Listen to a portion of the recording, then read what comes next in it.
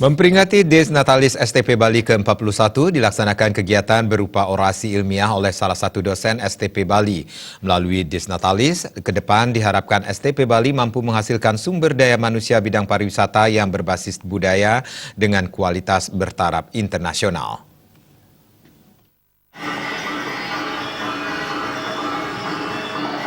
Des Natalis STP Bali ke-41 ini mengambil tema, melalui Des Natalis ke-41, kita bentuk sumber daya manusia pariwisata yang berjiwa wirausaha, menjunjung tinggi nilai budaya sportivitas, dan berdaya saing global di era revolusi industri 4.0.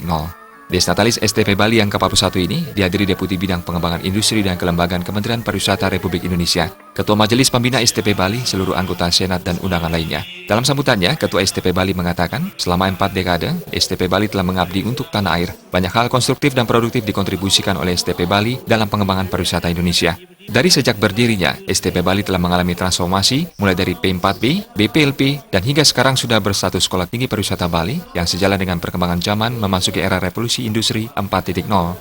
STP Bali telah menetapkan visinya sebagai pusat unggulan dalam bidang pendidikan pariwisata.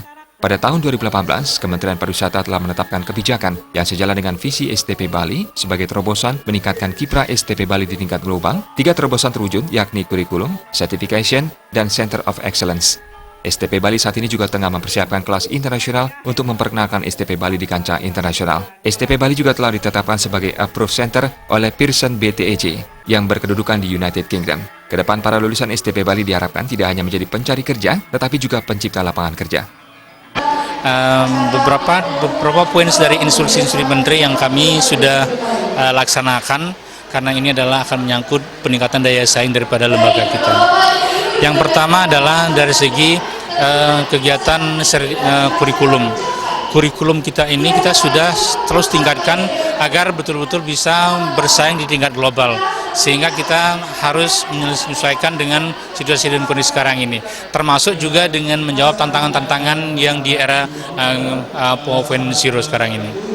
Deputi Bidang Pengembangan Industri dan Kelembagaan Kementerian Pariwisata Republik Indonesia, Wayan Giri Adnyani mengatakan, STP Bali dalam pengembangannya berdasarkan 3C, yakni Kurikulum, Certification, dan Center of Excellence. Jadi STP Bali sebagai lembaga pendidikan vokasi lebih mengutamakan praktek daripada penelitian. Kita harapkan dalam pengembangan STP Bali ini fokusnya adalah 3C, kurikulum, kompetensi, dan Center of Excellence.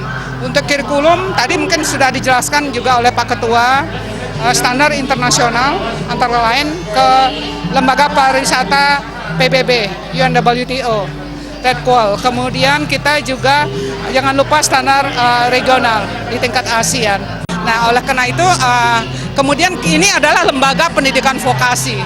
Lembaga pendidikan vokasi, sehingga untuk Center of Excellence kita tidak mengedepankan penelitian, tapi yang dikedepankan adalah yang lebih praktikal untuk lebih bermanfaat bagi masyarakat.